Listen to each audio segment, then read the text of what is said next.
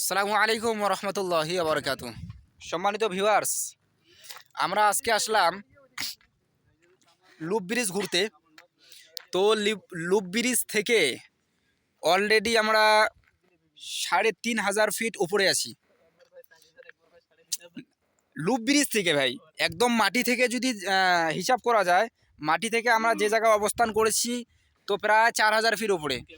Loop bridge থেকে loop ব্রিজের একদম মেন সীমানা, ওই সীমানা থেকে অলরেডি আমরা ৩,৫০০ ফিট উপরে একটা ভিডিও চলতেছে,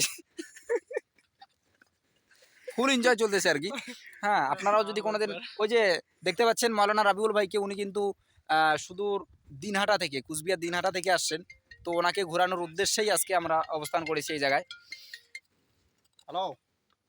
তো আমি কি করে আপনাদের বুঝাবো যে আমরা এমন একটা জায়গায় এসে দাঁড়িয়েছি, আলহামদুলিল্লাহ এতটাই সুন্দর, মাশাআল্লাহ, আমি বুঝাতে পারবো না। ঠিক আছে, যদি আসলে আমাদের কাছে সেরকম একটা ইসে থাকতো, ক্যামেরা থাকতো, তাইলে সম্পূর্ণটাই আমি আপনাদেরকে আপনাদের সামনে তুলে ধরতে পারতাম আর কি।